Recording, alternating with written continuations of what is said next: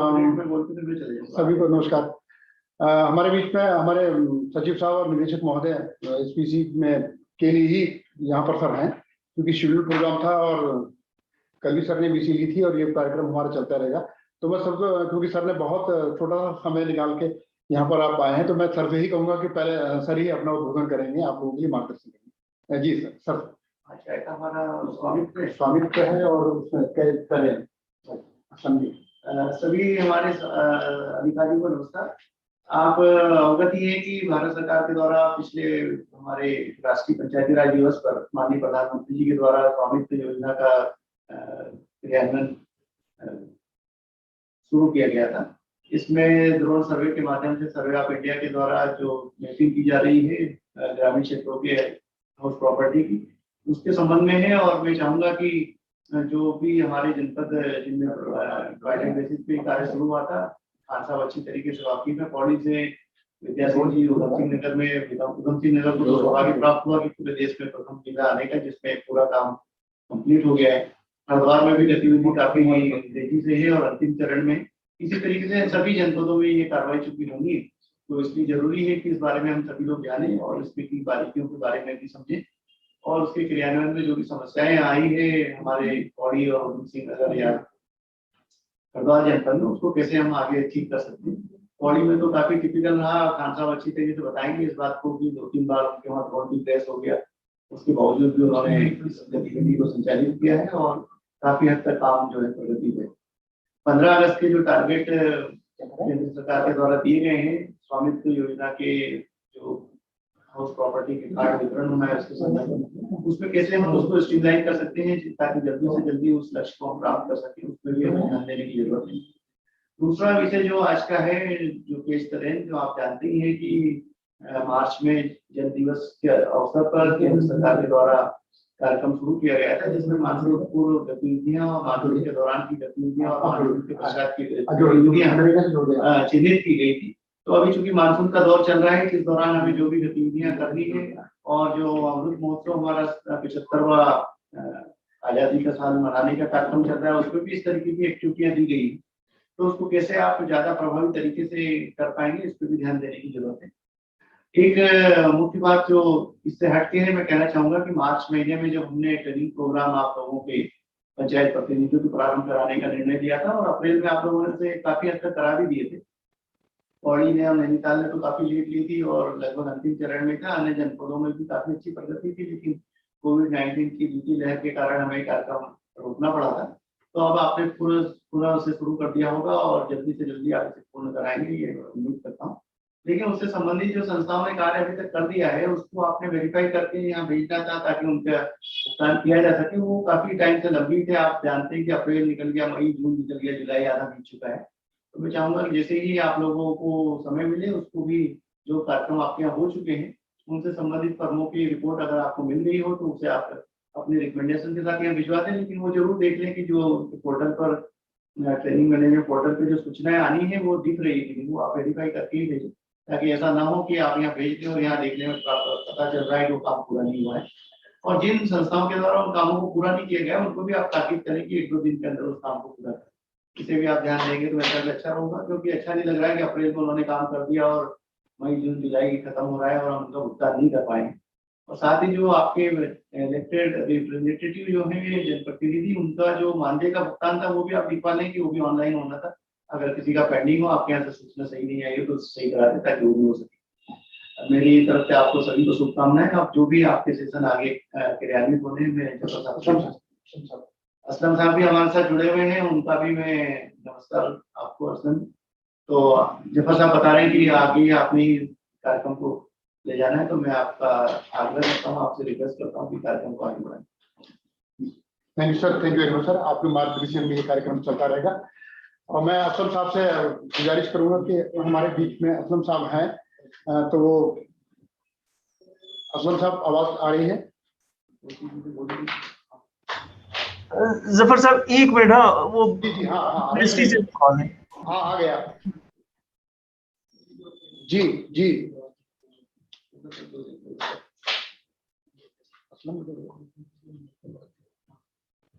तो इस बीच जो है हमारे साथ जो है हमारे दूसरे हमारे एक गेस्ट स्पीकर हैं, हमारे सोर्स पर्सन है फिर विद्या सोमनाथ जी, वो भी हमारे बीच में हैं। वो भी स्वामी जी के बारे में बताएंगे और कुछ जो बच जाएगा और कुछ रह जाएगा वो खान साहब देख रहे हैं तो उसे देख लेंगे। खान साहब भी विद्या जी का आवाज वहाँ माननीय मुख्यमंत्री जी का कार्यक्रम है और डीएम साहब की वहाँ बैठक हुई तो उनको 12 बजे जाना है, तो 12 बजे के बाद का कुछ इस तरह का सेशन होगा तो देख लेंगे। क्योंकि कैच द रेन में हमारे साथ जो है असम साहब जुड़े हैं और साहब ने उनसे ही मतलब रिक्वेस्ट की थी कि आप भी एक दिन जो है कैच द रेन में जुड़ जाएंगे ताकि हमारा जो ये रेनी सीजन वाला प्रोग्राम है उसमें जो भी हेल्प होगी वो हमारा चलता रहेगा। तो असम साहब हमारे बीच में जुड़ गए हैं। जी जी जी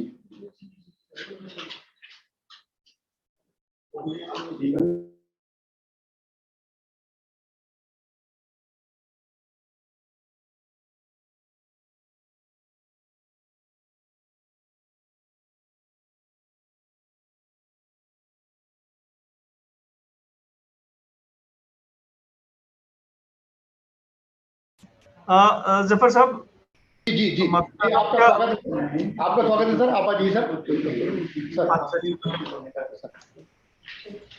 मैं स्वागत कर रहा हूँ। कैच द रेन में आप जो है हमारे जो यूट्यूब में जुड़े हुए हमारे जनप्रतिनिधि हैं, हमारे डीपीआरओ साहबान हैं, हमारे डीपीआरओ साहबान हैं और रेडियो पंचायत साहबान है, ग्राम पंचायत अधिकारी हैं, सारे लोग इसमें जुड़े हैं। तो असलम साहब का स्वागत करूंगा और समय निकाला हमारे लिए। तो मैं आपसे चाहूंगा कि असलम साहब हमारे बीच में जुड़े हैं तो आप अपना प्रोग्राम स्टार्ट करें। असलम साहब। अच्छा जी ठीक है। हाँ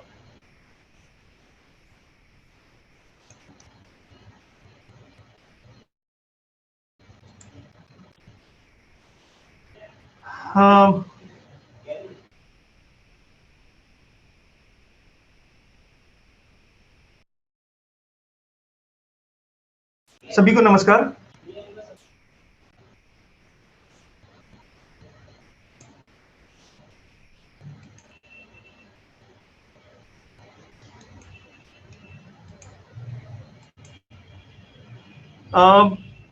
आप सभी को नमस्कार। मेरा नाम मोहम्मद असलम है, जैसा आप जानते हैं। अभी जफर साहब ने मेरा परिचय दिया। तो मुझे जो टॉपिक दिया गया है तो वो कैच द रेन है। पिछली बार भी हमने इस पे कुछ चर्चा की थी कि कैच द रेन क्या है। तो मैं जो प्रोग्राम चलाता हूँ रूरल डेवलपमेंट डिपार्टमेंट की तरफ से, वो महात्मा गांधी नरेगा है। तो महात्मा गांधी नरेगा का जो 60% काम है वो सिर्फ वाटर कंजर्वेशन, जो कैच द रेन है उसी से जुड़ा हुआ टॉपिक है, उसी से ही उतने ही करने होते हैं। मतलब 60% काम हमको उतने ही करने हैं। तो हमारे जो जनप्रतिनिधि इससे जुड़े हुए हैं वो बेहतर तरीके से जानते हैं कि मनरेगा में ये काम किस तरीके से होते हैं। तो अभी आज यहाँ पे मैं शुरू करने से पहले हमारा एक जनपद है पिथौरागढ़, अभी लेटेस्ट वहाँ जो काम हुए हैं मैं आपको उसको दिखाना चाहूंगा। मतलब जो उन लोगों ने काम किए हुए हैं, ये जल संरक्षण संबंधी जो काम किए हैं। एक मूनाकोट ब्लॉक है, वहां बरालू ग्राम पंचायत है, उसमें इस तरीके की मिनी झील का निर्माण किया गया है। पिथौरागढ़ वो जनपद है जहां पे 4-5 मिनी झील का इस तरीके का निर्माण किया गया है। तो आप इसमें देख सकते हैं कि दो तरफ मतलब जो बीच में जो जगह थी उसमें पानी जहां अब तक बहता था, अब उसको थोड़ी देर के लिए रोक दिया गया है। और इससे असर ये पड़ा है कि हमारे जो इससे नीचे के गांव हैं, जितने नौले धारे 22 करीब गांव इसके नीचे हैं, और नौले धारे वगैरह जितने भी उसमें थे वो रिचार्ज होना शुरू हो गए, सिर्फ इस पानी को 2-3 तरफ से रोक देने से। तो इस तरीके के काम आप लोग के यहाँ भी किए जा सकते हैं। ये कैच द रेन जो कैंपेन चल रहा है उसके तहत ऐसे ही ये वाटर टैंक है जो रोड के किनारे पानी, मुझे अब याद है अगर वहां पे हमारे गंगोली हाट के कोई जुड़े हो तो मैं उस वक्त जब वीडियो था तो उस वक्त ये नहीं बनते थे। तो एक और इत्तेफाक से उस वक्त जो सीडीओ थे वहां पे वो हमारे वर्तमान डायरेक्टर सर और सचिव सर जो हैं सेमवाल सर वही थे। तो उस वक्त ये कार्य योजना बनाई गई थी कि जितने सड़क के किनारे पानी बहता है, जहां पे कोई भी स्टोरेज का टैंक नहीं है, वहां पे हम उस पानी को रोकने के लिए मनरेगा से कुछ टैंक्स बनाए। और वो टैंक बनाए गए, तो जो पानी अभी लाइन लगती थी कि चूंकि वो तो पानी बह रहा है और उसके बाद में सड़क के नीचे वो नाली में बह जाता था, तो वहां लाइन लगती थी और इंतजार करते थे लोग अपनी बारी का। तो अब ये टैंक बना दिए गए और टैंक में स्टोर हुआ पानी, और जब चाहे तब आदमी पानी ले जा सकता है। और मतलब उससे बहुत बहुत सुविधा हुई, रोड पे पानी बहना बंद हो गया और लोगों को सुविधा हो गई, वो कपड़े धोने के लिए, पीने के लिए सब पानी इस तरीके का ले जाने लगे। तो ये एक बड़े पैमाने पे मुहिम चल रही है जिसमें टैंक्स बनाए जाते हैं, और ये टैंक बहुउद्देशीय है। ये टैंक आप पानी को जो फालतू बह रहा है उसको स्टोर करने के लिए बना सकते हैं। इसके अलावा सिंचाई के लिए जो फार्म पॉन्ड वगैरह है वो बना सकते हैं, उसको इस्तेमाल करने के लिए बना सकते हैं। इसके अलावा पशुओं के पीने के लिए, पानी के लिए बना सकते हैं। तो इस तरीके के मल्टीपर्पज टैंक्स बनाए जा सकते हैं और बनाए जा रहे हैं। मैं एक छोटा सा उदाहरण इस आपको दे रहा हूं। ऐसे ही ये देखिए, गंगोलीहाट ब्लॉक में जजूट ग्राम पंचायत है। ये ग्राम पंचायत बहुत मशहूर है, इसमें पानी भी है बहुत अच्छा, और बहुत अपने अलग अलग तरीके के जो कामों के लिए मशहूर है जजूट। मैं जब था तो यहाँ पे कोई ग्राम प्रधान जी हुआ करते थे, जोशी जी। तो उस वक्त ये पानी को, हरियाली एक योजना चलती थी उस वक्त, पानी के छोटे छोटे टैंक बना के वो किया जाता था। मनरेगा ने उसी को आगे बढ़ाया है और मनरेगा के तहत पक्के टैंक्स बन रहे हैं, दूर से नालियां लाके उसके तहत ये पानी को स्टोर किया जा रहा है। और उस पानी को फिर इस पूरे जजूट गांव में इलायची बहुत अच्छी होती है और बहुत सारी फसलें ऐसी हैं जो और कहीं नहीं होती यहाँ पे, लेकिन उनका प्रोडक्शन किया जाता है। तो इस तरीके के प्रयास भी इसमें किए जा सकते हैं। ये आप ये देख पा रहे होंगे, ये जो स्क्रीन पे दिखाई दे रहा है ये है मछली पालन का मत्स्य तालाब है। ये व्यक्तिगत श्रेणी में दिया गया है। आप देखिए, कैच द रेन जो प्रोग्राम है वो पानी का बारिश को रोकने के लिए, कैच द रेन का पूरा जो अर्थ है कि catch the rain when it drops where it drops. तो जहां भी गिरे, जैसे भी गिर रहा है, उस पानी को हमको कैच करना है और स्टोर करना है। वो स्टोरेज किसी भी काम के लिए हो सकता है। अब हमने इस काम के में उस काम को क्या किया कि स्टोर, मतलब पानी को कैच किया और स्टोर करने के लिए हमने टैंक्स बनाए, और उस टैंक्स में मछलियां पालन हो रहा है, मछली का पालन हो रहा है। ये व्यक्तिगत श्रेणी का काम है। तो हमारा एक प्रोग्राम था, लेकिन हम उससे 3-4 चीजें साध रहे हैं। हम पानी का, जो बरसात का पानी है, उसको कंजर्व भी कर रहे हैं, उसको स्टोर भी कर रहे हैं, और उस पानी का बेहतरीन इस्तेमाल भी कर रहे हैं मछली पालन में, आजीविका संवर्धन में। तो इस तरीके के काम भी बहुत अच्छे महात्मा गांधी नरेगा से किए जा रहे हैं। ये देखिए, ये भी इसी तरीके का एक काम है। ये मत्स्य तालाब है और अलग अलग जगहों पे बने हुए हैं। अलग अलग लोगों ने जो छोटी मछलियां हैं, बड़ी मछलियां हैं, अपनी आजीविका संवर्धन के लिए कैच द रेन प्रोग्राम को इस्तेमाल किया है। तो ये इस तरीके के काम आप सारे लोग भी कर सकते हैं। एक अभी हरेला दिवस था, तो उससे पहले भी, उसके बाद भी बृहद पैमाने पे वृक्षारोपण किया जाता है। तो वृक्षारोपण कार्य के लिए जो हमारा मैंने अभी जितने भी आपको टैंक्स वगैरह दिखाए हैं, तो वो सारे के सारे चीजें, जैसे अब वृक्षारोपण है तो आपने वृक्षारोपण कर दिया, उसके बाद में ना तो उसको कोई देखभाल करने वाला होता है और ना ही उसमें कोई पानी डालने वाला होता है। पानी की कमी भी होती है ऐसी जगहों पे हम वृक्षारोपण करते हैं। तो वृक्षारोपण एक महत्वपूर्ण कार्य है हमारा कैच द रेन प्रोग्राम का। और बहुत इस वक्त मैं इसलिए इसको कहना चाह रहा हूं कि अब इस वक्त जो चल रहा है वो है प्लांटेशन सीजन। हमारा अगस्त तक प्लांटेशन सीजन चलेगा। तो आप बाकी सारे कामों को छोड़ के इस वक्त सिर्फ प्लांटेशन करिए, और उस प्लांटेशन में 3-4 चीजें बहुत महत्वपूर्ण है। उसमें सबसे पहली चीज तो उसकी सुरक्षा बहुत महत्वपूर्ण है। तो अगर आपके वहां पे पत्थर हैं तो उसको वो प्रोटेक्टेड होना चाहिए। अगर आपके वहां पे पत्थर हैं तो उसकी कुली वॉल बना सकते हैं, कुली दीवार बना सकते हैं। आपको मनरेगा में इसके लिए अनुमन्यता है। इसके अलावा पौधे अगर लगा दिए गए हैं तो उनको पानी देने के लिए आप वाटर वो स्टोरेज टैंक जो अभी मैंने दिखाए थे, दूर से घूल लाके वहां पे आप वो बना सकते हैं ताकि पानी पौधों को दिया जा सके। अच्छा, अगर पानी के टैंक बना दिए गए तो पानी अपने आप, तो जब तक कि आप हर एक पौधे की जड़ों तक नाली ना बना दो तब तक पानी अपने आप तो जाएगा नहीं। तो इसमें ये हम करते नहीं हैं।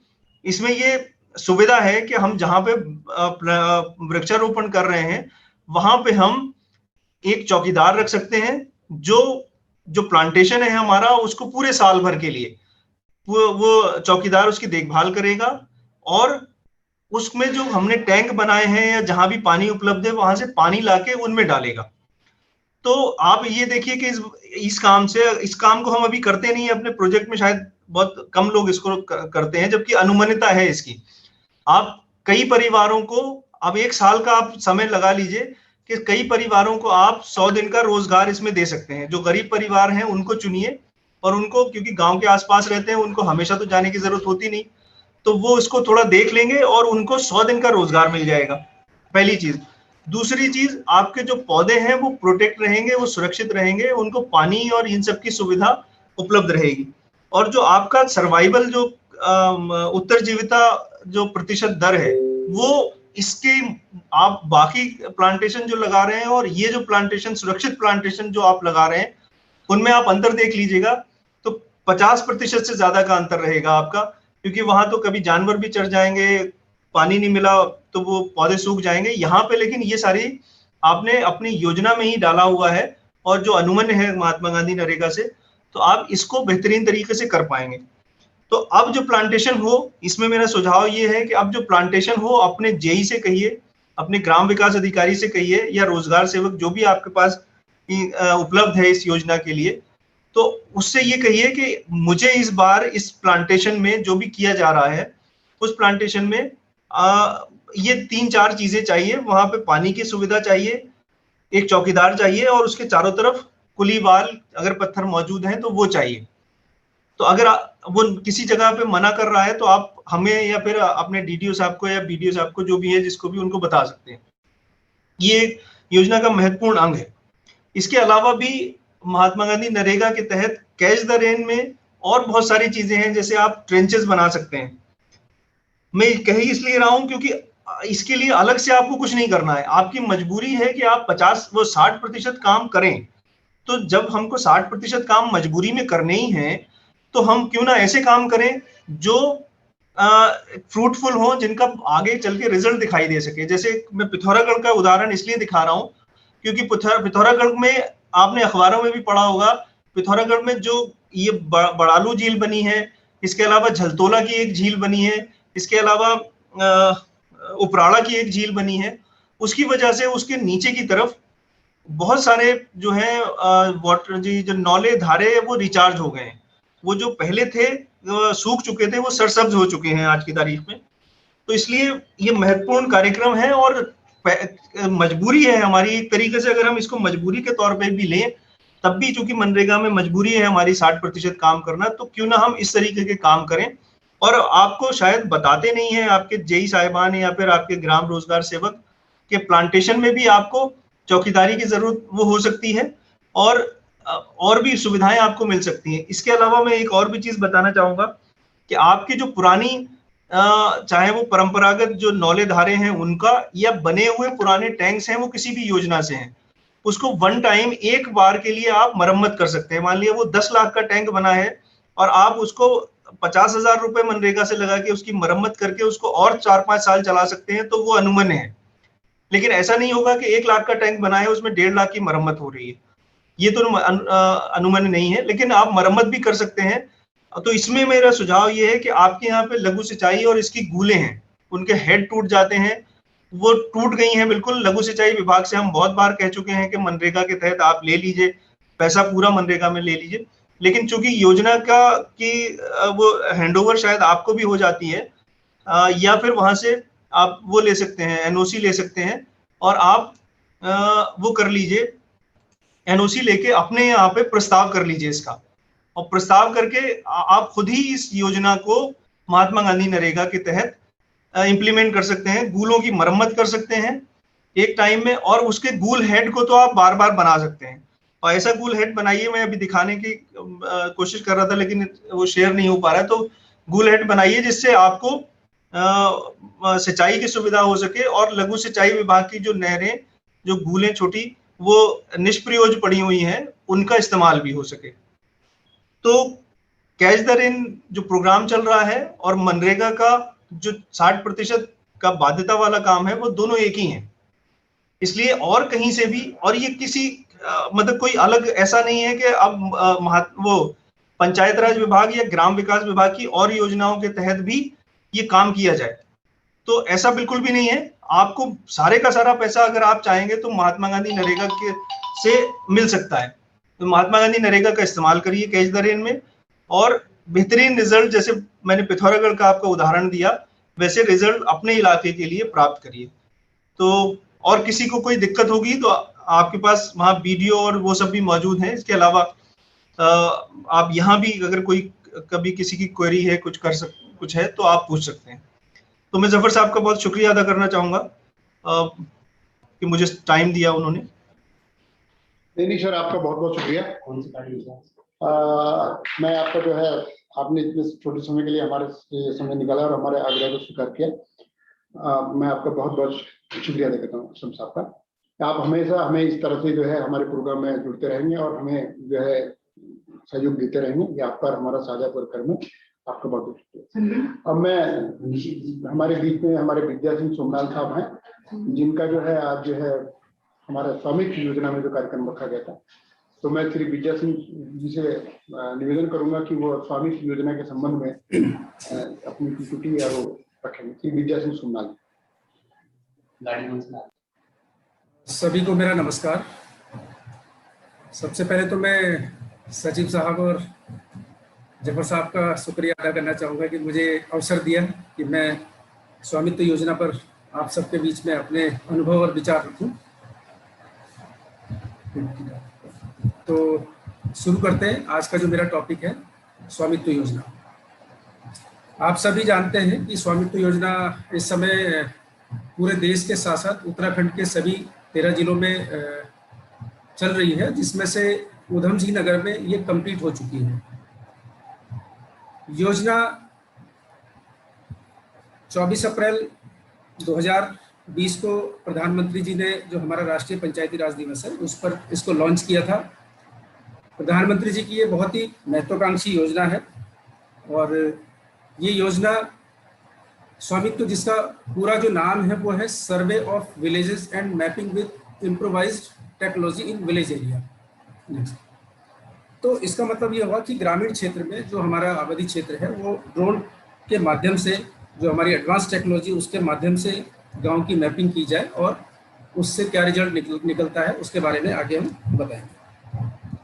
नेक्स्ट, ये थोड़ा सा एक वीडियो है जो मैं दिखाना चाहूँगा, क्योंकि इससे भी बहुत सारी चीज़ें आप लोगों को क्लियर हो पाएगी। थोड़ा सा मैं इसको प्ले करना चाह रहा हूँ। छोटा सा एक वीडियो है।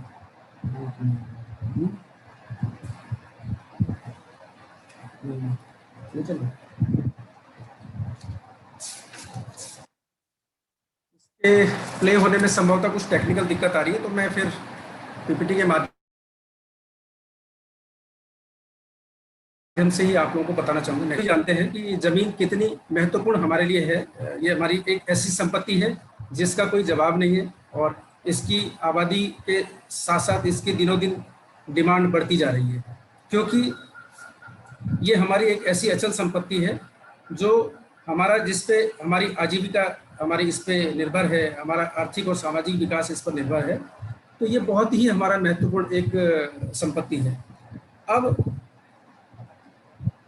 इस संपत्ति, जो हमारा स्वामित्व योजना है, स्वामित्व योजना वैसे तो हमारे पास संपत्ति का रिकॉर्ड होता है जो हमारा कृषि क्षेत्र है। कृषि क्षेत्र में सभी के पास जो भी भूमि उपलब्ध होगी उसके खसरा खतौनी हमारे पास उपलब्ध होती है, तो उससे स्पष्ट हो जाता है कि अमुक भूमि और जो इतना एरिया है वो सिर्फ फला का है।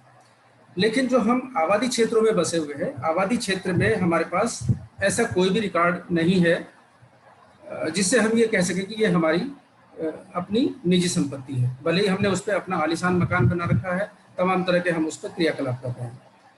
तो लगभग 70 वर्ष पूर्व जब इसका मतलब बंदोबस्त हुआ था राजस्व गांव का, तो उसमें कुछ गांव में तो ये सर्वे हुआ था और उस सर्वे से जो रिकॉर्ड प्राप्त हुआ उसमें लोगों के नाम दर्ज है।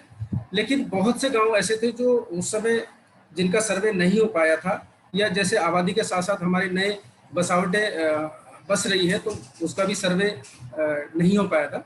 तो इस समय जो ये स्वामित्व योजना है उसके माध्यम से इन सभी गांवों का जो भी आबादी क्षेत्र में है, हमारे जो वर्ग 6-2 में जो आबादी बसी हुई है उसका ड्रोन के माध्यम से मैपिंग की जा रही है। अब इस का हमें मतलब जो सरकार है उस क्यों मतलब इस योजना को लेकर आई है, तो उसका एक तो यह है कि जो हमारी वर्ग 6-2 की भूमि है उसका हमें मालिकाना हक प्राप्त होगा, और दूसरा इस भूमि का डिजिटलीकरण और जो हमारा राजस्व संपत्ति है उसमें रिकॉर्ड ऑफ राइट्स अपडेट करना, ये उसका औचित्य है। नेक्स्ट, उद्देश्य जैसे मैं पहले भी बता चुका हूं कि जो आबादी क्षेत्र है वो वर्ग 6-2 कहलाती है। तो इस 6-2 में जब ड्रोन के माध्यम से मैपिंग होगी और किसके पास कितनी भूमि है उसका उनको स्वामित्व प्रमाण पत्र के माध्यम से उनको मालिकाना हक मिलेगा। इसी के साथ साथ जो पट्टे की भूमि होती है वर्ग 10-2, इसका भी सरकारी मतलब इसका भी डाटा तैयार किया जाना, ये सरकारी भूमि वहां पर है उसका भी डाटा इस योजना के माध्यम से तैयार किया जाना है। साथ साथ जो ग्रामीण नियोजन के लिए मतलब हम लोग कितनी भूमि हमारे पास वहां पर उपलब्ध होगी जिसमें हम लोग प्लानिंग कर पाएंगे, इससे संपत्ति कर निर्धारण में भी आसानी होगी। जो हमारे जीआईएस नक्शे प्राप्त होंगे उससे हम विभिन्न विभाग जो है उसका उपयोग अपनी प्लानिंग के लिए कर सकते हैं, और जैसा कि हम लोग समय समय पर हमारी प्रत्येक वर्ष जीपीडीपी तैयार होती है तो उसमें भी इसका हम बेहतर उपयोग कर सकते हैं। और संपत्ति संबंधी जो विवाद है या कानूनी मामले हैं उसमें भी हमें इसका हम इस माध्यम से निस्तारण हो सकता है, क्योंकि जब तक हमारे पास कोई अभिलेख नहीं है कि संबंधित भूमि इतने फलाने के हिस्से में है, तब तक कई गांव में और कई मतलब इस तरह के परिवारों में जो है विवाद चल रहे हैं कि भाई नहीं ये मेरा इतना है मेरा उतना है, लेकिन जब ये सर्वे हो जाएगा तो इसके बाद वो समस्या समाप्त हो जाएगी। नेक्स्ट, तो इससे जैसा जो लाभ इससे प्राप्त होने वाले हैं, जैसे कि मैंने अभी बताया कि जो जितने भी विवाद होंगे उन विवादों का निस्तारण होगा। इसके अलावा जो ग्रामीण क्षेत्र में जो भी लोग निवास कर रहे हैं उनको एक रिकॉर्ड उनके पास उपलब्ध होगा जिसको हम लोग स्वामित्व प्रमाण पत्र कहेंगे, वो उनके पास होगा। उसके होने से वो आराम से वित्तीय लेन देन कर सकते हैं, बैंकों से लोन ले सकते हैं। अपनी भूमि को अगर किसी को आबादी क्षेत्र का अपनी संपत्ति को बेचना है तो वो उसको पता होगा कि इसका मूल्य कितना है, तो बाजार मूल्य के हिसाब से वो उसको बेच सकता है। या किसी को खरीदनी है तो उसको उस बारे में जानकारी होगी कि इसका इस समय बाजार मूल्य कितना है, सर्किल रेट कितना है। पंचायतें जैसा कि हम लोग टैक्स वगैरह इम्पोज करती है पंचायतें, तो टैक्स निर्धारण में भी इस योजना से हमें लाभ प्राप्त होगा। और जैसा कि इसमें पीपीटी में लिखा है कि संपत्ति का स्पष्ट आंकलन स्वामित्व योजना के माध्यम से हो सकता है। नेक्स्ट, ये योजना मुख्य रूप से पंचायती राज मंत्रालय भारत सरकार की देखरेख में तमाम पंचायती राज डिपार्टमेंट, भारतीय सर्वेक्षण विभाग,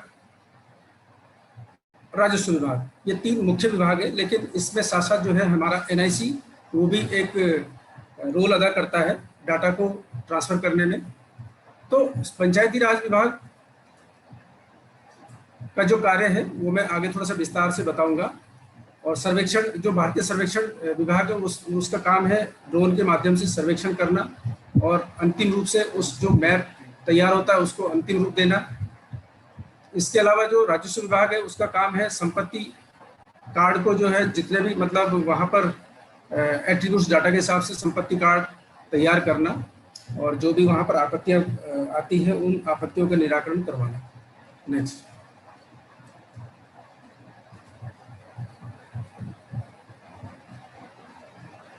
क्षेत्र में ड्रोन उड़ने से पहले संपत्ति स्वामियों और ग्राम पंचायत के सहयोग से चुना मार्किंग करवाकर संपत्तियों की सीमाओं को चिन्हित करना, ये भी राजस्व विभाग का काम है।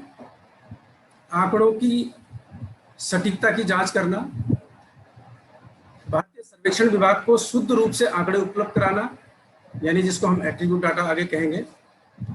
और जो सर्वेक्षण के उपरांत जो भी आपत्तियां प्राप्त होती है उसका समाधान करना, ये राजस्व विभाग का काम इसमें है।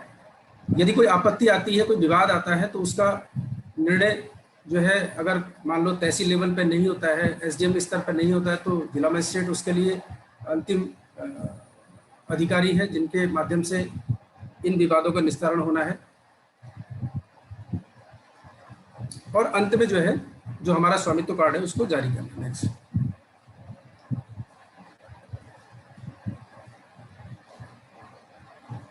जो संपत्ति सृजित आंकड़ों का प्रबंधन और रखरखाव कैसे होना है, ये भी थोड़ा सा आपको जानकारी रहनी चाहिए कि संपत्ति के आंकड़े और मानचित्र जो भी है ये इनको ग्राम पंचायत स्तर पर भी इनको सुरक्षित रखवाना, और जब ये तैयार हो जाएगा फाइनली तो इसकी जो हार्ड कॉपी है वो ग्राम पंचायत, तहसील और जो डिस्ट्रिक्ट का रिकॉर्ड केंद्र है वहाँ पर, और साथ में जो स्टेट लेवल पे हमारा रिकॉर्ड रूम होगा वहाँ पर इसको रखवाया जाएगा।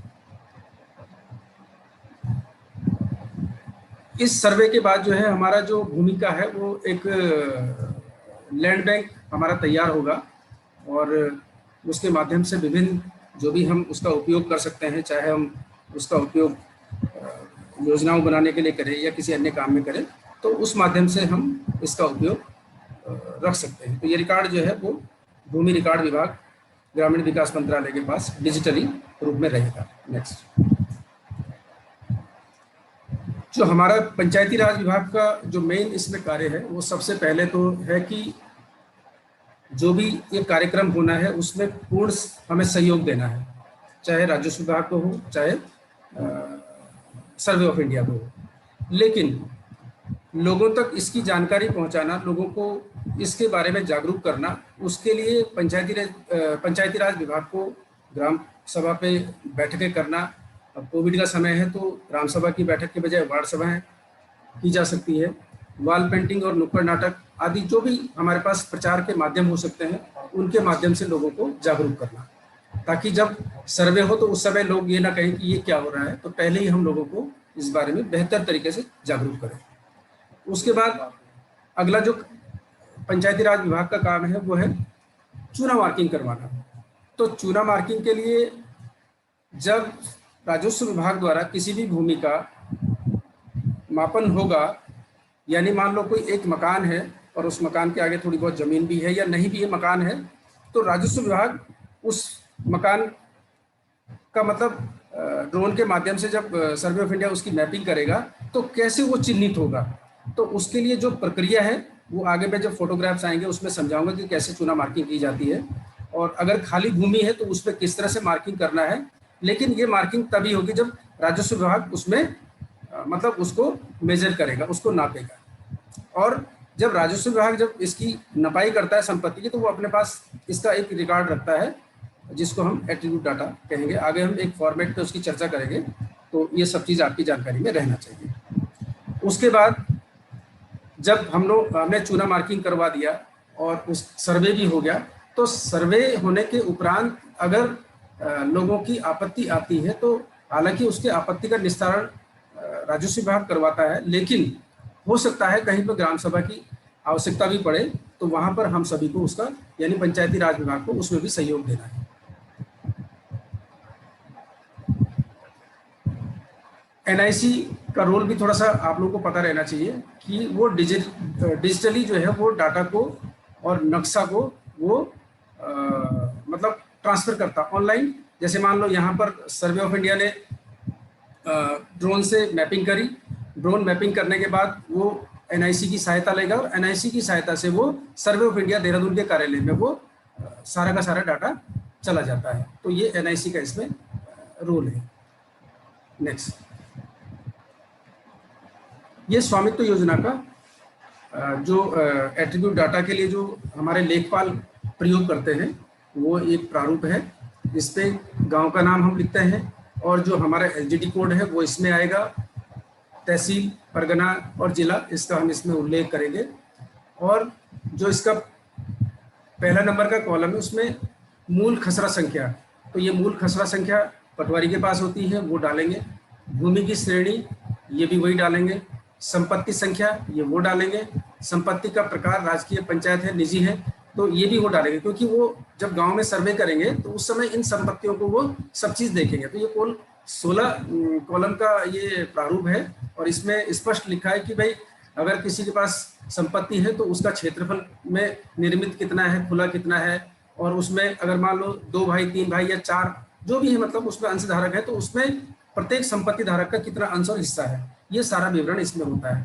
तो जब हमारा जो डिजिटल मैप जब वापस आता है, यानी फर्स्ट टाइम ड्रोन मैपिंग हुई, ड्रोन मैपिंग के बाद वो सर्वे ऑफ इंडिया के पास वो मैप गया, वहां से वो पीडीएफ फॉर्म में, मतलब वहां से वो मैप बनकर आता है, हार्ड कॉपी बनकर आती है। हार्ड कॉपी जब बनकर आती है तो फिर वापस वो पटवारी के पास या लेखपाल के पास आता है, और वो फिर इस जो हमारे पास एट्रीब्यूट डाटा है, इस एट्रीब्यूट डाटा को उसमें दर्ज करते हैं। तो वहां पर इसकी हमें जरूरत पड़ती है। नेक्स्ट।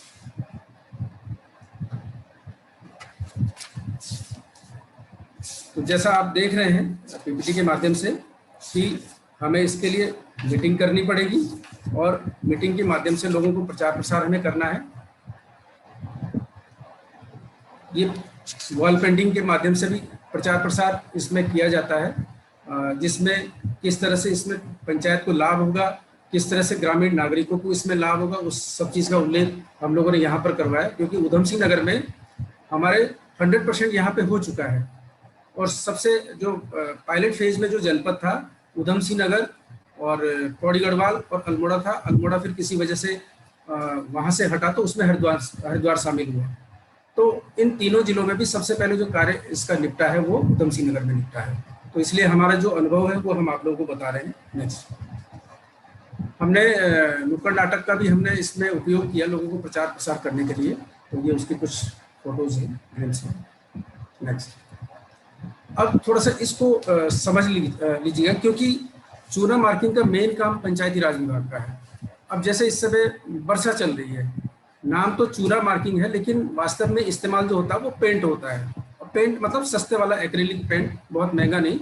और वैसे तो ये कहा जाता है कि भाई सभी इसका जो भी इस पर व्यय होने वाला है वो भारत सरकार के माध्यम से उपलब्ध होगा, लेकिन ऐसा नहीं है। भारत सरकार से बहुत कम धनराशि, यानी प्रत्येक राजस्व ग्राम के लिए 395 रुपये के हिसाब से हमें प्राप्त हुआ है, और खर्चा बहुत अधिक आता है। तो जो भी अधिक खर्चा होगा उसको हमें पंचायत राज को अपने जो हमारे बजट है पंचायत का खुद का, उसी में ही हमें इसको बेयर करना पड़ेगा। तो अब जैसे मैं चूना मार्किंग की बात बता रहा था, तो चूना मार्किंग में हमने यहाँ पर एक्रेलिक पेंट का उपयोग किया, क्योंकि उस समय भी बरसात का सीजन था। अब जैसे आप देख रहे होंगे कि इधर आप फीता लेके लोगों को देख रहे हैं, जो हमारे कार्मिक हैं, चाहे वो राजस्व विभाग के हों या पंचायत के हों। और दूसरे पिक्चर में आप देख रहे हैं कि पेंट किस तरह से किया जा रहा है। तो जो मकान के जो कॉर्नर होते हैं, उस मकान के कॉर्नर में एल शेप में पेंट करना पड़ता है। और उसके लिए क्या करेंगे, उसके लिए कम से कम 4 इंच मोटा साइज का ब्रश हमारे पास चाहिए, जिससे कि 4 इंच की पट्टी बन पाए। क्योंकि जब ऊपर से ड्रोन उसकी पिक्चर लेगा, इमेज लेगा, तो वो 4 इंच अगर चौड़ाई में पट्टी है तो उससे बहुत अच्छी वहाँ पर वो पिक्चर आएगी, और जो भी डाटा है वो एग्जैक्ट पता लग जाएगा कि इसमें मतलब इसका साइज या मेजरमेंट क्या है। क्योंकि जब हम ड्रोन जब उड़ता है तो वो ऊपर से ऑटोमेटिक सारा मेजरमेंट ले लेता है कि किस प्लॉट का साइज क्या है, किस मकान का साइज क्या है। लेकिन मकान क्योंकि जुड़े होते हैं हमारे यहाँ मकान, एक मकान से दूसरा मकान, या एक ही मकान के अंदर 4 फैमिली रह रही है, तो 4 फैमिली मान लो 4 स्टोरी का मकान है, 1 स्टोरी, 2 स्टोरी, 3 स्टोरी, 4 स्टोरी।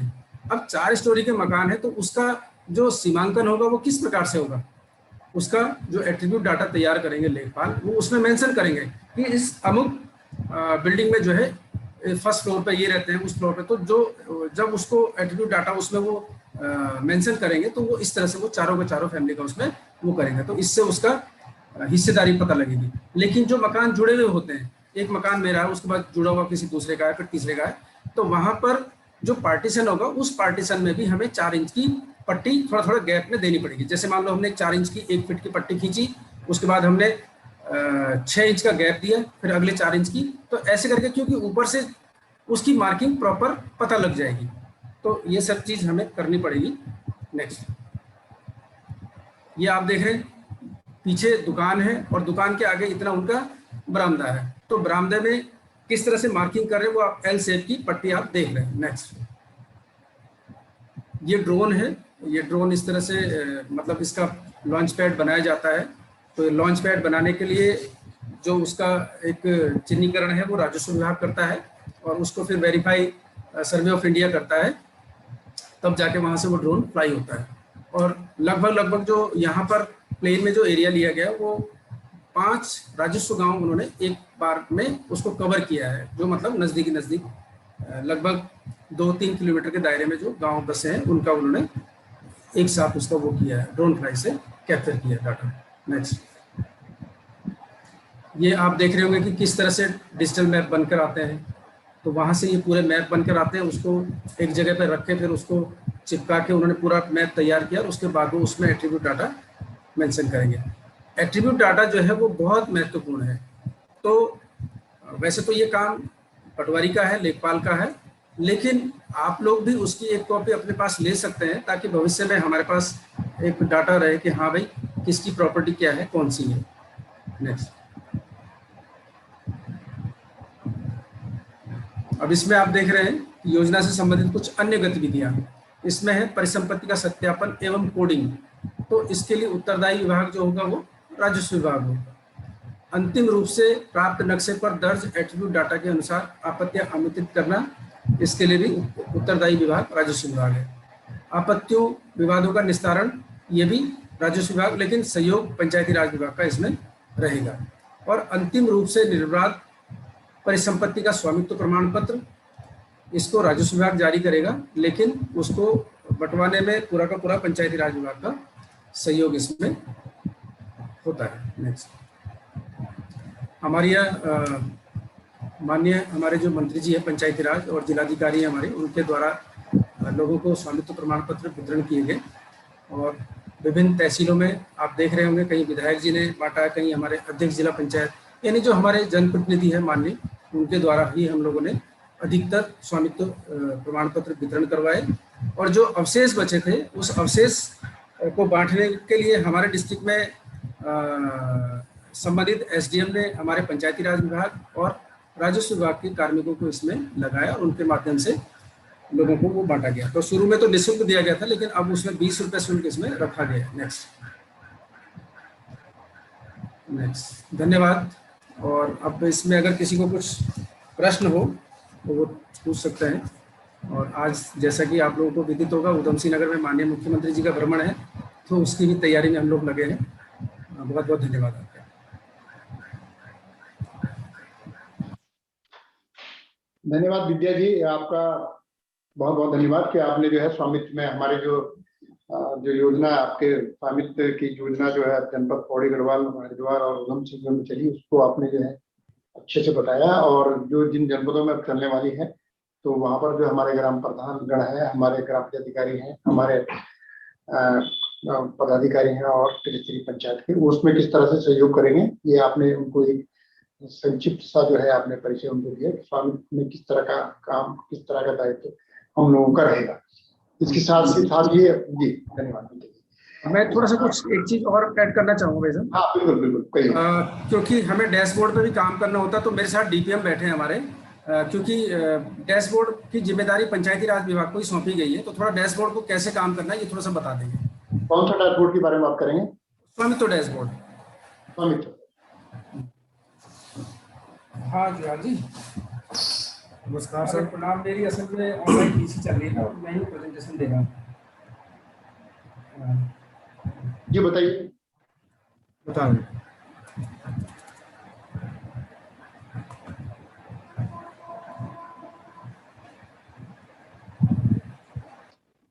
जी कंटिन्यू कीजिए। सर कंटिन्यू कर। हाँ, वो अपनी पीपीटी के साथ करेंगे।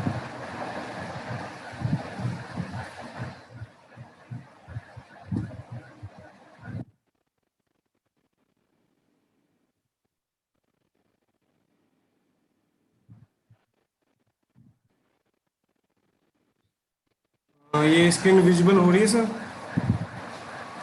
ये अभी तो नहीं हो पा रही है। अभी नहीं हो रही।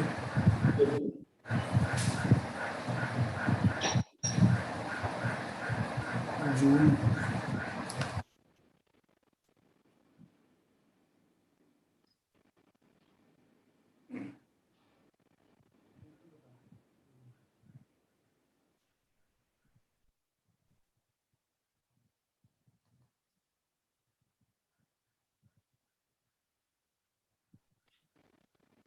अखिलेंद्र जी, आपने स्क्रीन शेयर नहीं की है अभी। कर रहे हैं सर, कर रहे हैं।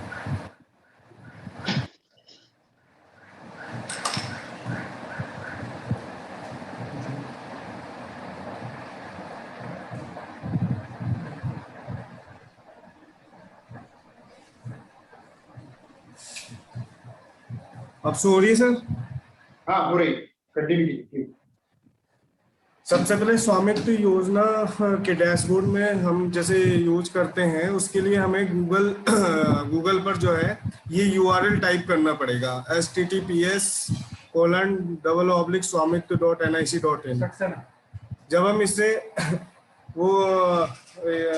इसे एंटर करते हैं तो उसके बाद जो है हमें ये लॉगिन पेज दिखाई देता है, जिससे हम जो है डिस्ट्रिक्ट आईडी से लॉगिन करते हैं। डिस्ट्रिक्ट आईडी बेसिकली हमारे यहाँ तो डिस्ट्रिक्ट मजिस्ट्रेट मैम की बनी हुई थी, तो उससे हमने लॉगिन किया। उससे हमें जो है 2 वर्क करने होते हैं। एक ब्लॉक लेवल यूजर क्रिएट करना होता है, उसमें हम वीडियो सब लोगों को या बनाते हैं यूजर, और दूसरा जो है तहसील लेवल यूजर बनाते हैं, जिसमें हम तहसीलदार महोदय को इसका यूजर बनाते हैं। उसमें उनकी जो है सारी जैसे फ़ोन नंबर वगैरह ये सब चीज़ें आगे दिखेगा, उसे यूज करते हैं। डिस्ट्रिक्ट लेवल पे बेसिकली ये काम होता है। उसके बाद जो है जो हम ब्लॉक लेवल यूजर बनाते हैं,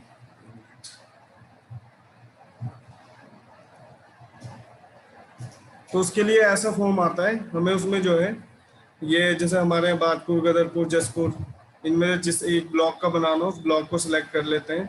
वहाँ पे उनके वीडियो का नाम, उनका नंबर, उसके बाद उनका ईमेल एड्रेस और एक पासवर्ड बना लेते हैं। और ये बनाने के बाद हम उन्हें इसे हैंड ओवर कर देते हैं। फिर ब्लॉक लेवल से क्या यूज रहता है उन लोगों का, ब्लॉक लेवल पे वो एक यूजर क्रिएट करते हैं जो विलेज लेवल का होता है। यहाँ पे जाके यूजर क्रिएशन, यहाँ से वो जो है ब्लॉक लेवल पर हर एक ग्राम पंचायत का, ब्लॉक से जो है हर एक ग्राम पंचायत का एक यूजर वहाँ क्रिएट होता है।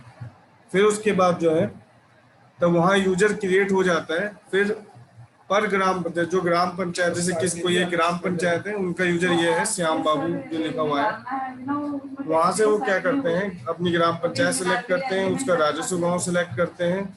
उसके बाद जो है डीएम सर के यहाँ से जो नोटिफिकेशन की डेट होती है, जो ब्लॉकों में गई होती है, उसकी डेट यहाँ पे पर्टिकुलर हमें जो है फिल करनी होती है। उसके बाद जो है हमें ग्राम पंचायतों को जो ब्लॉक से नोटिफिकेशन जाती है उसकी डेट डालनी पड़ती है। यहाँ पे आंगनबाड़ी एरिया इज आइडेंटिफाइड है तो यस कर देंगे, नहीं तो नो रहने देंगे। प्रॉपर्टी रजिस्टर रेडी है तो यस कर देंगे, अदरवाइज नो कर देंगे। उसके बाद जो है डेट ऑफ ग्राम सभा, यहाँ पे ग्राम सभा जो हम लोगों ने ग्राम सभा की मीटिंग बैठाई उसकी यहाँ पे हम डेट एंटर करते हैं। उसके बाद डेट ऑफ चूना मार्किंग, फिर जो है date of flying, drone flying, ये डेट डालते हैं। उसके बाद ही हम इसके नेक्स्ट स्टेप यूज कर पाते हैं। अगर हमने यहाँ पे डेट मेंशन नहीं की तो वहाँ पे हम कुछ भी चीज़ अपलोड नहीं कर सकते। जैसे ये है GP photograph, GP photo uploaded है, इसमें हम जो है ग्राम सभा मीटिंग की फोटो अपलोड करते हैं। फिर उसके बाद चूना मार्किंग की फोटो अपलोड करते हैं, ड्रोन फ्लाइंग की फोटो अपलोड करते हैं। प्रॉपर्टी का डिस्ट्रीब्यूशन ये बाद में तब होगा। उसके बाद आईसी एक्टिविटी जो हमने नुक्कड़ नाटक और वॉल पेंटिंग ये सब कराया होगा, उसका हम यहाँ पे फोटोग्राफ अपलोड कर देते हैं। फिर उसके बाद हमारे पास आता है वीडियो। अगर हमने कोई वीडियो बनाई है उस समय, चाहे चूना नुक्कड़ नाटक की, चाहे वॉल पेंटिंग करते समय, चाहे कोई जैसे रिक्शे पे हम लाउड स्पीकर से जो एडवर्टाइजमेंट करते हैं, तो उसकी वीडियो भी हम यहाँ अपलोड कर सकते हैं जीपी वीडियो अपलोड में जा करके। ये होता है पंचायत की तरफ से जो काम होता है। फिर उसके बाद जो है हम इसी डैशबोर्ड में ये राजस्व मतलब तहसील लेवल यूजर जो हम क्रिएट करते हैं उनका भी काम होता है, वो भी अपनी यहाँ डेट डालते हैं। वही डेट होती हैं जो डेट हमने पीछे अभी विलेज लेवल यूजर से डाली थी बस। और ये चीज ऐसे तो तहसील लेवल यूजर है, तहसीलदार जी लोगों की हम लोग ये आईडी पासवर्ड बनाते हैं, लेकिन इसे करना हम ही को पड़ता है क्योंकि वो ये कहते हैं कि पूरी डैशबोर्ड जो है पंचायत राज की तरफ से ही कंप्लीट करनी है। तो ये लास्ट ये था। अब इसमें कुछ प्रॉब्लम्स कोई अगर आए तो आप मुझसे पूछ सकते हैं इन सब चीज़ों में।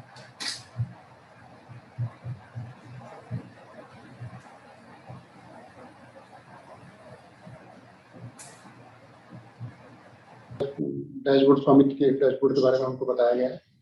मैं क्योंकि ये कार्यक्रम अभी स्वामित्व में ही आगे चलता रहेगा और मैं अपने जो है पौड़ी के DPRO साहब हैं मुस्तफा खान साहब, उनसे मैं अनुरोध करूँगा कि इसमें कुछ, क्योंकि पौड़ी उसमें जो है फाइनल डिस्ट्रिक्ट रहा है और बहुत सारी ग्राम पंचायतें वहाँ की सब जगह उन्होंने काम कराया है, तो मैं उनसे भी अनुरोध करूँगा क्योंकि ये हमारे जनप्रतिनिधिगण हैं, हमारे अधिकारीगण हैं, उन सबको जो है मार्गदर्शन करने के लिए। श्री खान साहब,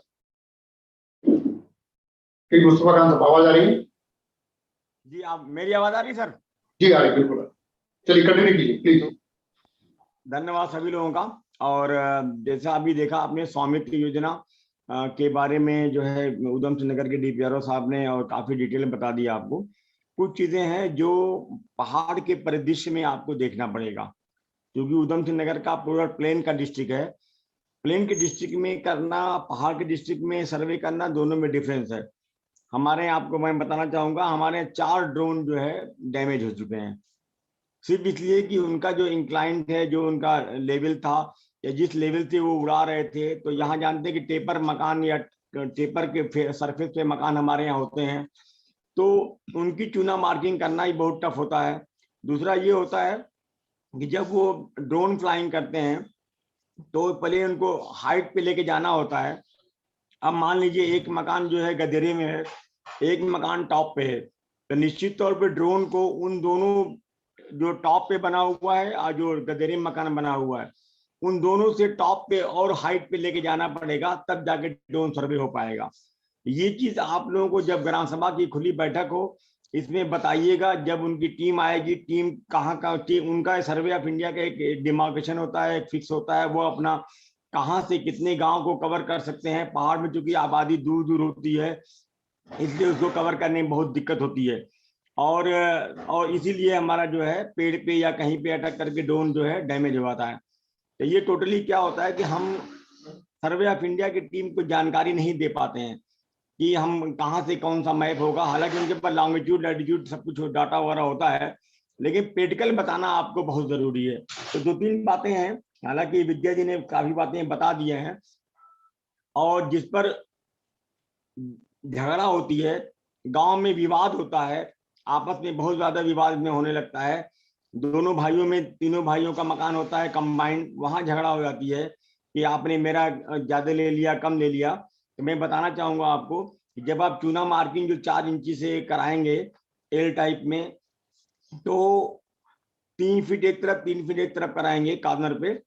जब दोनों भाई में जब वो बंटवारा होगा, जो पठाले का मकान होगा, पठाले के मकान में जब हम ये चूना मार्किंग करवाएंगे, उनको एक बार दिमाग में हम बता देंगे, ये जो है टोटल सिर्फ जो है 5 सेंटीमीटर का ही फर्क होता है, छोटे भाई में, बड़े भाई में, किसी भाई में जो बंटवारा होता है, तो 5 सेंटीमीटर मतलब बहुत कम, नेग्लिजिबल के बराबर होता है। तो इसलिए उनको पहले से दिमाग में ये खाका बन जाना पड़ेगा कि 5 फीट चाहे ये कम होगा, चाहे 5 फीट ज्यादा होगा। इतनी ज्यादा अच्छी एक्यूरेसी है ड्रोन फ्लाइंग की नॉर्मली, इसलिए ऐसे ही होता है जब वो एट्रीब्यूट डाटा बन के आता है। एट्रीब्यूट डाटा के बारे में बताऊं कि उसकी विशिष्टियां हैं। एट्रीब्यूट का मतलब क्या क्या उसकी विशेषताएं हैं, क्या क्या विशिष्टियां हैं, यानी कहाँ पे उनका मकान है, किस लोकेशन में मकान है, तो और ये कितने दूरी पे है, कितना छोटे भाई का हो गया, कितने बड़े भाई का हो गया। अब सवाल एक पैदा होता है, जैसे मान लीजिए डबल स्टोरी बिल्डिंग है और वो 2 भाइयों का है, जब आप ड्रोन सर्वे ऊपर से देखेंगे तो वो केवल 4 ही, चूंकि आपने कॉर्नर पे बनाया 4 कॉर्नर पे, तो उन दोनों भाई का बंटवारा कैसे होगा? एक तो फर्स्ट फ्लोर पे रहता है, एक सेकंड फ्लोर पे रहता है। उसके बाद आंगन जो है वो कॉमन है, दोनों भाइयों का आंगन है, तो आंगन का भी बंटवारा 20 से होता है। तो आंगन का सर्वे होगा, वो दोनों भाइयों का अलग अलग सेपरेट हो गया।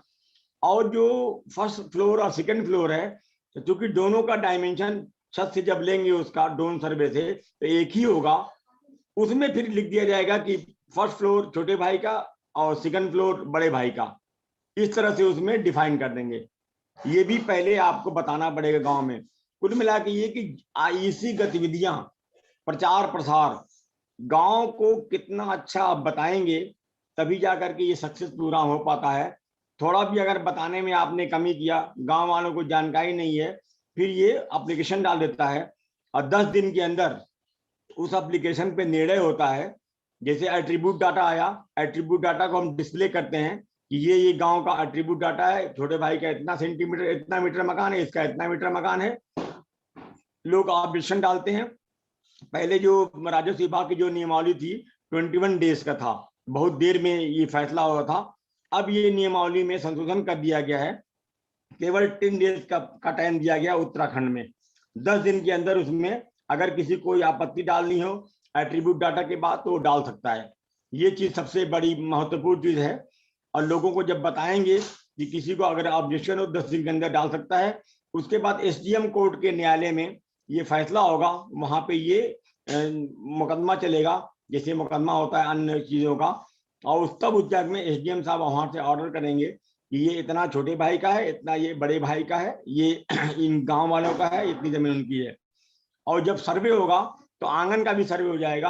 आंगन की छोटे भाई का आंगन इतना, बड़े भाई का आंगन इतना, और फर्स्ट फ्लोर इनका, सेकंड फ्लोर बड़े भाई का, इस तरह से डिस्ट्रीब्यूशन होता है मकान में। और सबसे महत्वपूर्ण चीज है, कभी कोई झगड़ा नहीं करेगा, आप उनको बता दीजिएगा इससे आपको फायदा क्या है। देखिए हर आदमी फायदे के लिए लड़ता है। फायदे में ये होगा, आप बताएंगे कि जो आपको जब बैंक से लोन लेना होता है तो बैंक वाला क्या कहता है, एक नॉर्मल प्रैक्टिस सबकी है, आप भी जानते हैं हम भी जानते हैं, कि जमीन के कागजात लाइए। तो जमीन के कागजात अगर उसके पास हैं तो ठीक है, तो तब वो जमीन के पर लोन मिल जाता है। लेकिन ये जो स्वामित्व योजना के जो भारत सरकार ने चलाई है, सबसे बड़ा इसका एक फायदा जो है कि हम अपने मकान के स्वामित्व योजना का कार्ड दिखा करके और उस पर हम लोन के लिए अप्लाई कर सकते हैं। बैंकर जो है उस कागज दिखाने पर लोन होगा, क्योंकि आपको उस मकान का मालिकाना हक मिल गया। पहाड़ में आप जानते हैं बहुत दिनों तक से लोग रह रहे हैं, कई पीढ़ी गुजर चुकी है, आज तक उनको अपने मकान का स्वामित्व नहीं मिला हुआ है। वर्ग 6 की दो की जमीन का स्वामित्व नहीं मिला हुआ है, जबकि वास्तव में वो रह रहे हैं। ये चीज एक बहुत, इससे आने से सब विवाद खत्म हो जाएगा। छोटे भाई बड़े भाई 20 से 50 साल मुकदमा चलता रहता है जमीन का, मकान का, वो विवाद बिल्कुल जीरो हो जाएगा अगर आप इसको सही से करते हैं तो ये आपको बताना पड़ेगा मीटिंगों में, जो ग्राम सभा की मीटिंग कराएंगे या वार्ड सभा की मीटिंग कराएंगे या ग्राम पंचायत की मीटिंग कराएंगे, तो गांव वालों को ही बताना पड़ेगा और सभी लोगों को बताना पड़ेगा, जिससे कि विवाद कम से कम हो।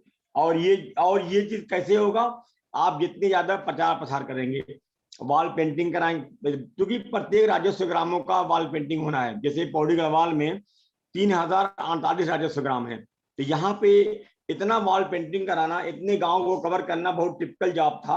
अब हमारा फाइनल स्टेज पे 300-400 गांव और बचे हुए हैं, हो जाएंगे। दरअसल क्या होता है कि जब ड्रोन आता है, आए दिन ड्रोन हमारा डैमेज हुआ है, ड्रोन क्रैश हुआ है। तो जब ड्रोन क्रैश हुआ है, आप जानते हैं ड्रोन 25-30 लाख का, करोड़ों का होता है, काफी अलग अलग तरह के ड्रोन हैं। तो फिर IIT रुड़की जाता है बनने के लिए, भी बन के आता है, उसमें टाइम टेकिंग होता है। और सही से अगर आपने मैपिंग नहीं किया,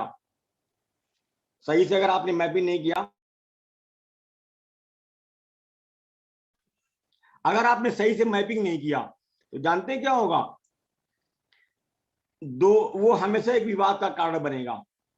अब वो कहेगा था हमको तो साफ जानकारी थी नहीं। मान लीजिए वो आदमी दिल्ली रह रहा हो, मान लीजिए वो आदमी बॉम्बे रह रहा हो, कहीं बाहर रह रहा हो, उसके मकान का सर्वे हो रहा है, तो आप एक बार उसका मोबाइल नंबर, फोन नंबर लेकर के उसके परिवार के थ्रू मैसेज कर दीजिए कि जो है आपके मकान का ड्रोन का सर्वे हो रहा है, अगर आप आना चाहते हैं तो आ सकते हैं। तो उससे हमारा आधा विवाद जो है खत्म हो जाएगा।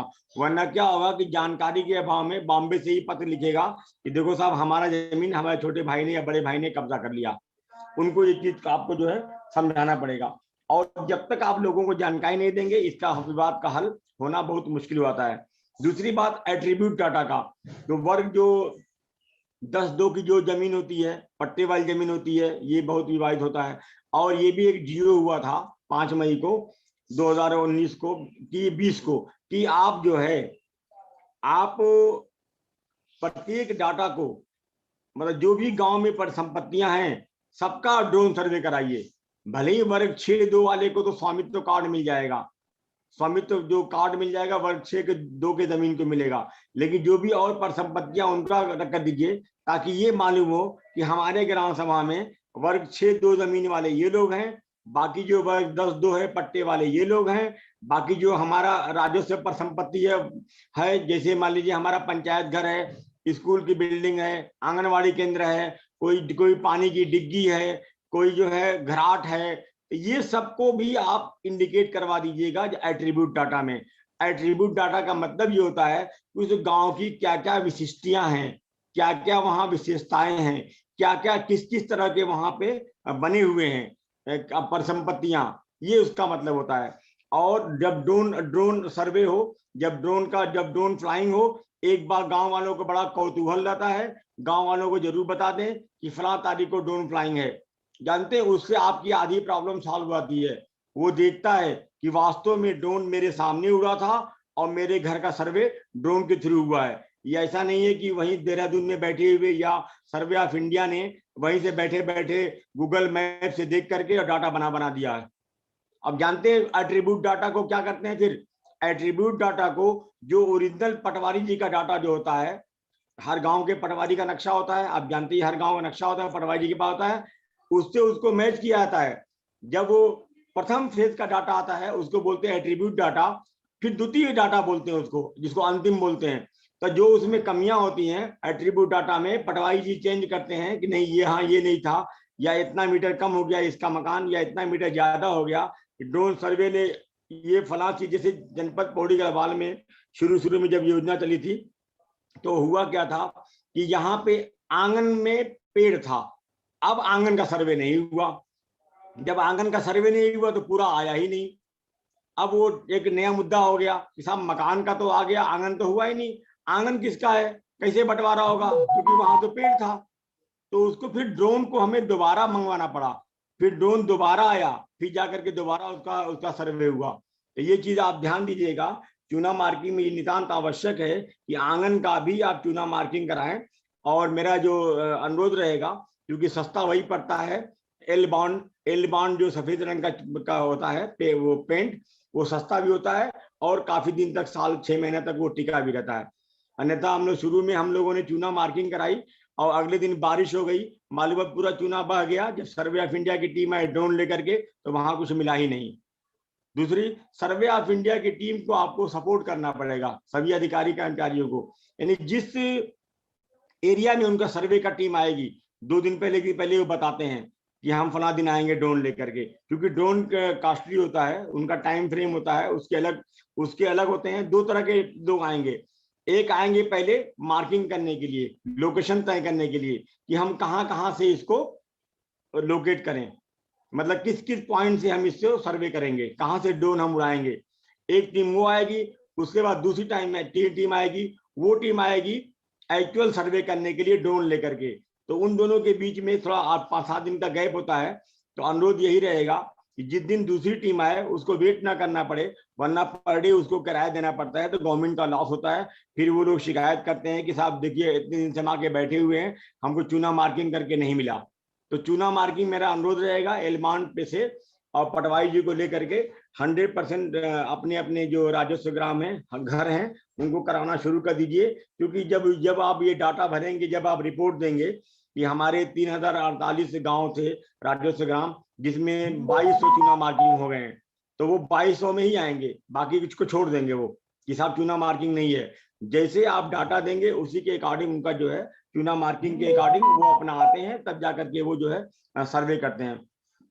दूसरी एक सबसे इम्पोर्टेंट चीज ये है कि जब सर्वे ऑफ इंडिया की टीम आती है तो वो लोग जिसे कभी कभी 5-6 के ग्रुप में होते हैं, कभी कभी 2-3 के ग्रुप में होते हैं, उनको आप एक गांव का चार्ट बना लीजिए, किस गांव में पहले ले आएंगे, किस गांव में बाद में ले आएंगे। तो वो तहसील, क्योंकि वो तहसील के अकॉर्डिंग करते हैं, उसमें वो जो मानक मानते हैं वो तहसील का मानक मानते हैं, कहीं कहीं ब्लॉक में भी, लेकिन ज्यादातर वो तहसील को मानक मानते हैं कि इस तहसील में इतने गांव हैं।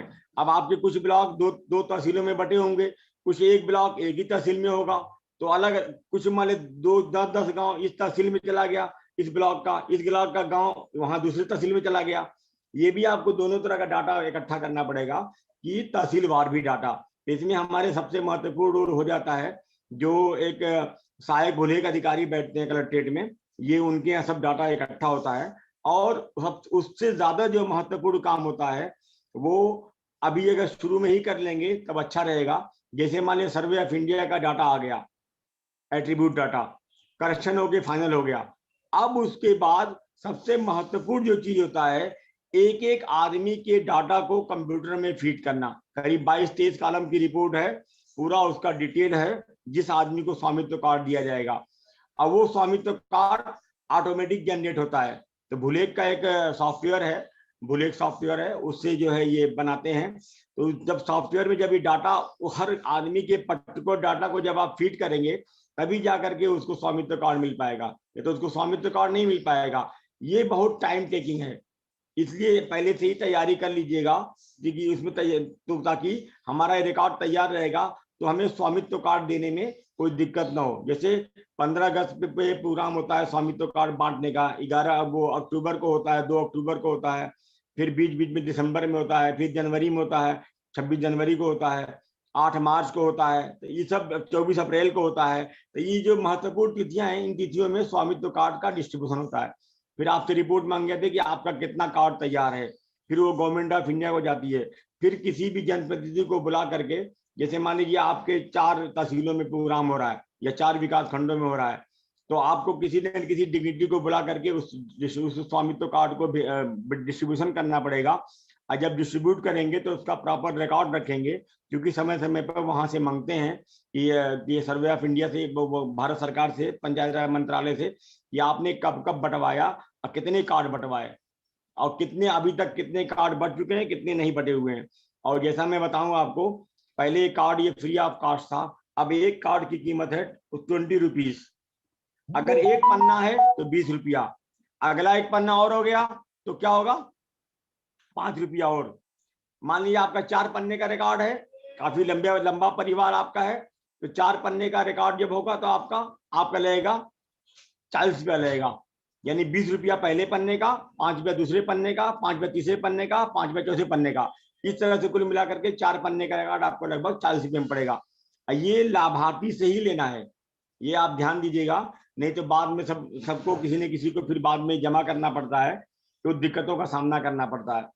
इसलिए पहले से ही उनसे लाभार्थी को ले लीजिएगा कि भाई आप लोग 20 रुपया जमा करो या जितना पन्ना उसका रिकॉर्ड है वो जमा करो। ये चीज आपको ये भी आपको जो है ध्यान देना पड़ेगा, ताकि लाभार्थी को देने में दिक्कत भी ना हो, क्योंकि उसको प्रॉपर्टी कार्ड ऐसी चीज मिल रही है कि जिंदगी भर वो रखे रहेगा।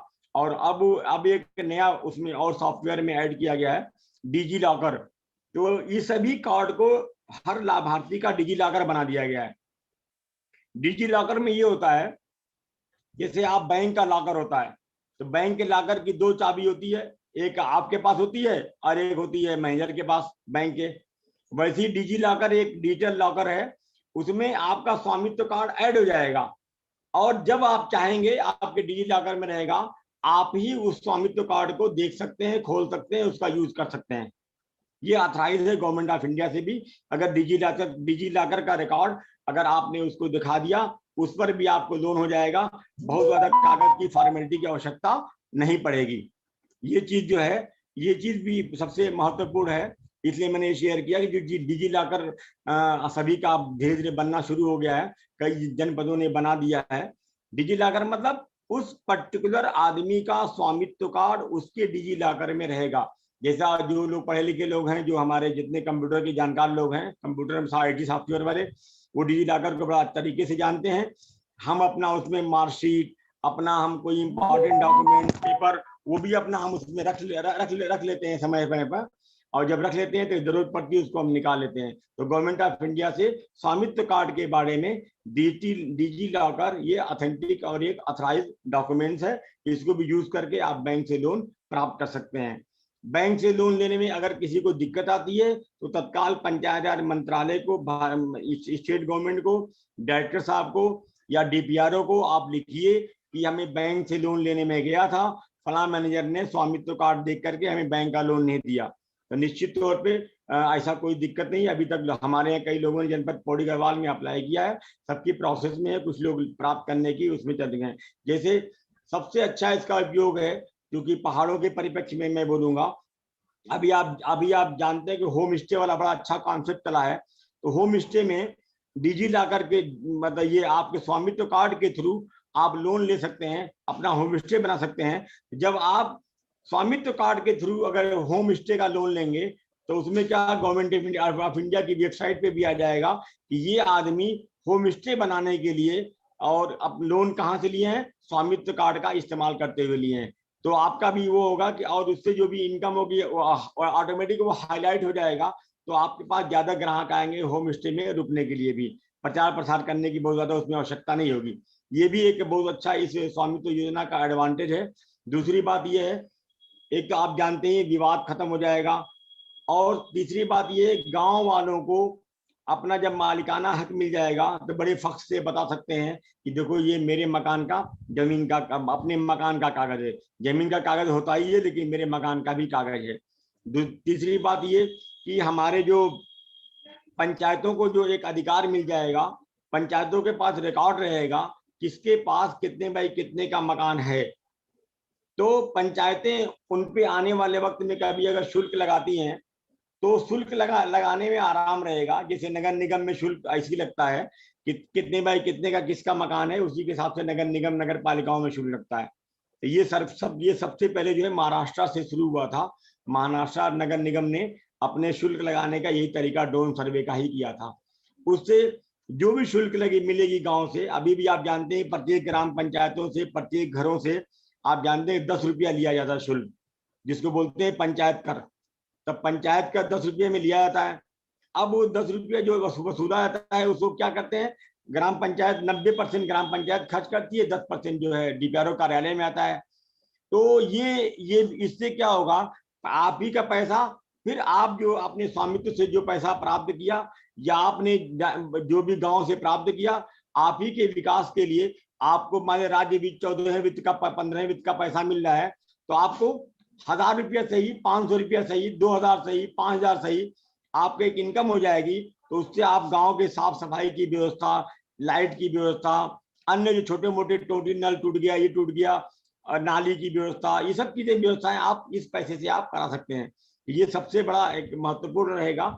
और सभी माननीय प्रधानगढ़ या जो भी माननीय प्रमुख अध्यक्ष महोदय, जो भी हमारे ग्राम पंचायत विकासकारी, ग्राम विकासकारी, एडीए पंचायत साहबान, बीडीओ साहबान जो भी जुड़े हुए हैं, इस योजना का लाभ लेने के लिए सबसे बड़ा जो महत्वपूर्ण अंग है वो आईसी गतिविधियों के लिए है कि आप जितनी ज्यादा प्रचार प्रसार करेंगे उतने गांव में विवाद नहीं होगा।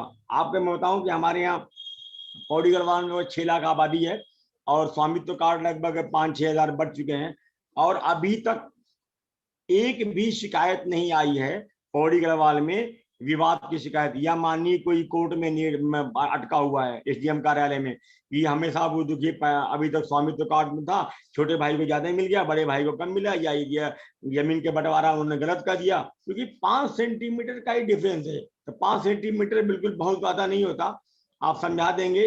5 सेंटीमीटर बिल्कुल जो है ईंट के बराबर भी नहीं होता, बहुत छोटा, ईंट भी 4 इंच चौड़ी होती है, 5 सेंटीमीटर उसके मुकाबले कुछ नहीं है। ये चीज अगर आप बता देंगे तो आपको ये चीज सर्वे स्वामित्व योजना के को न चलाने में गांव में आधा विवाद खत्म हो गया। इसमें पंचायती राज विभाग का बहुत बड़ा रोल होता है, आईसी गतिविधियों में, प्रचार प्रसार में, नुक्कड़ नाटक में, और गांव को बताने में, और समय समय पर जिलाधिकारी मोदी की अध्यक्षता में इसकी भी मीटिंग भी कराते रहिएगा, जिससे कि हमारा पटवारी लोग जो है जल्दी से रिपोर्ट बनाए, एट्रीब्यूट डाटा भेज दें और नक्शे को जल्दी से ठीक करके दोबारा नक्शा अप्रूव करके भेज के, क्योंकि 2 बार सर्वे ऑफ इंडिया में नक्शा लेके जाना पड़ता है। पहली बार लाने के लिए एट्रीब्यूट डाटा बना करके जब दे करके फिर दोबारा फिर अंतिम नक्शे को लेना पड़ता है, तब जा करके फाइनल नक्शा होता है। इसके बाद जो है पूरा उसका डाटा मेंटेन होता है कि किसका स्वामित्व कार्ड बन गया, किसका नहीं बना, किसमें क्या दिक्कत आ रही है, किसका कितना है, डिटेल खसरा खतौनी टाइप जैसे किसी ने देखा होगा वैसी डिटेल पूरी खानदान का, पूरे बड़े भाई छोटे भाई सब भाई का एक तरह समझिए घर का बंटवारा करके आपको जो है मिल जाता है। इससे अच्छी कोई योजना हो नहीं सकती जिससे कि आपका जमीन का विवाद का जो 20 साल 25 साल चल रहा है वो भी आपका जो है 0 पे हो जाता है। अंत में क्योंकि मैंने बहुत समय ले लिया आपका, और जो है मैं यही कहना चाहूंगा कि इसको लागू करने के लिए, क्योंकि हम लोग तो पहले फर्स्ट फेज में थे, पूरे इंडिया में केवल 6 राज्य में ही लागू हुआ था। उन 6 राज्य में केवल 3 जनपदों में ही हुआ था। उन 3 जनपदों में पौड़ी गढ़वाल सबसे बड़ा जनपद था, पहाड़ का जनपद था। कई ड्रोन हमारे डैमेज हुए, हमारी इसलिए प्रोग्रेस थोड़ा कम होती थी कि जब कोई ड्रोन, हमारे आपको विश्वास नहीं होगा, सर्वे ऑफ इंडिया की टीम आने में भी हिचकती थी क्योंकि पहाड़ का जनपद था। आए एक ही इलाके में 2 ड्रोन डैमेज हो गया, 2 से 3 बार डैमेज हो गया। अब वो बहुत ज्यादा लॉस होता है, तो मैं ज्यादा समय न लूंगा और मैं सचिव महोदय का अत्यंत आभारी हूँ और हमारे जफर भाई का भी, जफर खान का भी, ताकि इन्होंने हमें समय दिया और जो विद्या जी ने काफी डिटेल बताया आपको। और बताने के बाद मैंने जो कुछ और इसमें ऐड करना था, मेरा सबमिशन था, जिससे गांव में विवाद न हो, कैसे बचा जा सके और कैसे आप इसको तरीके से निपटाएं, वो चूंकि सभी को करना है और गांव वालों को अगर आप मीटिंग बैठा करके अपने उसमें ले लेंगे तो कोई विवाद नहीं होगा। बड़े आराम सर्वे ऑफ इंडिया की टीम को प्रॉपर में आप सपोर्ट करेंगे, जब सपोर्ट करेंगे तभी जा करके आपका जल्दी से नक्शा बनना शुरू हो जाएगा। और पहाड़ के जनपद के लिए मैं बार बार अनुरोध करूंगा, यहाँ क्या होता है, एक गदेरे में है और एक टॉप पे है, तो ड्रोन फ्लाइंग के लिए पहले बता दीजिए कि हमारी हाइट वो लोग मेजर करके देख लेते हैं, लेकिन कहाँ पे चीड़ का पेड़ है, कहाँ पे देवदार का पेड़ है, कहाँ पे अटक जाएगा, कहाँ पे दिक्कत आएगी, और उनको जो बताइए वो सही जगह बताइए जो भी कि यहाँ से अच्छा होगा, क्योंकि सब पुराने लोग, अनुभवी लोग भी होते हैं कि कहाँ से ड्रोन फ्लाइंग करना अच्छा होगा। और जब ड्रोन फ्लाइंग हो तो गांव वाले जरूर इकट्ठा हो जाएं, ताकि सिर्फ उनके विश्वास के लिए कि जो भी मेरे घर का नक्शा खींचा गया है मेरे सामने खींचा गया है, इसलिए इस जमीन के नक्शे खींचने में या नक्शा बनाने में कोई दिक्कत नहीं है। और ड्रोन, जो कि ये ड्रोन से लिया गया है, केवल 5 सेंटीमीटर का ही अंतर आएगा, तो ये बहुत बड़ा एक महत्वपूर्ण रोल रहेगा अगर आप बता देंगे केवल 5 सेंटीमीटर का ही अंतर है, तो कोई जीरो विवाद होगा। जनपद पौड़ी गढ़वाल में इतना ज्यादा बना हुआ है, आज तक कोई विवाद वहां नहीं आया, क्योंकि आईसी गतिविधियां टोटल ग्राम पंचायत के ऊपर डिपेंड है,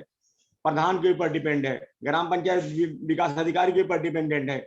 अगर ये लोग अच्छी तरह से करते हैं तो कोई विवाद नहीं आएगा।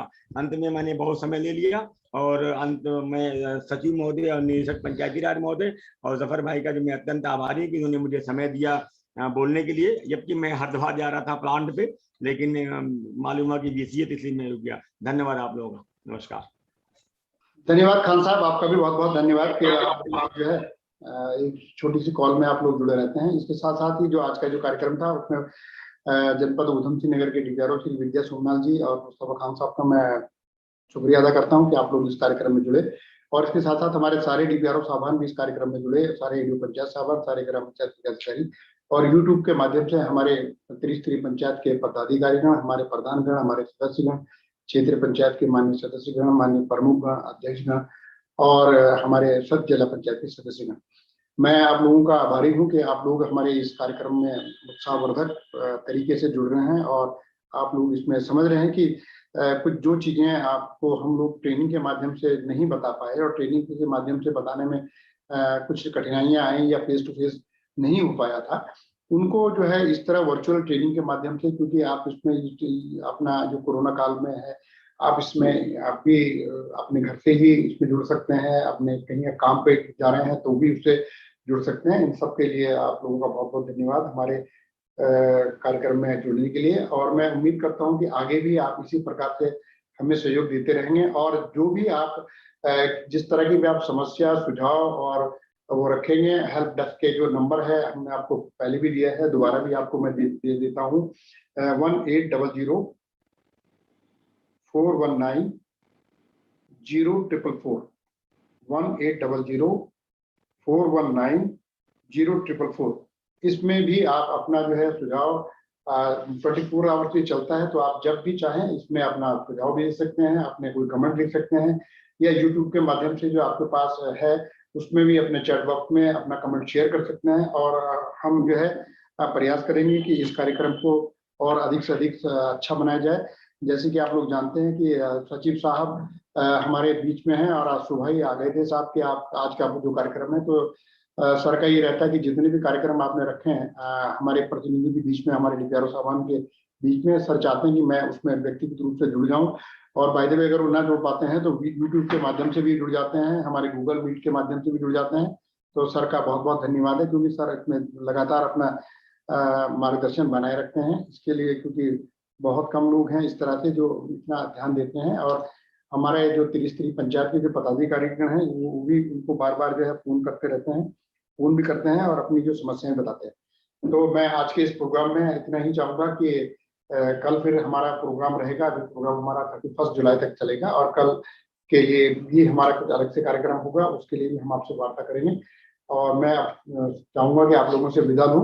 आप लोगों का हमारे कार्यक्रम में जुड़ने के लिए बहुत बहुत धन्यवाद।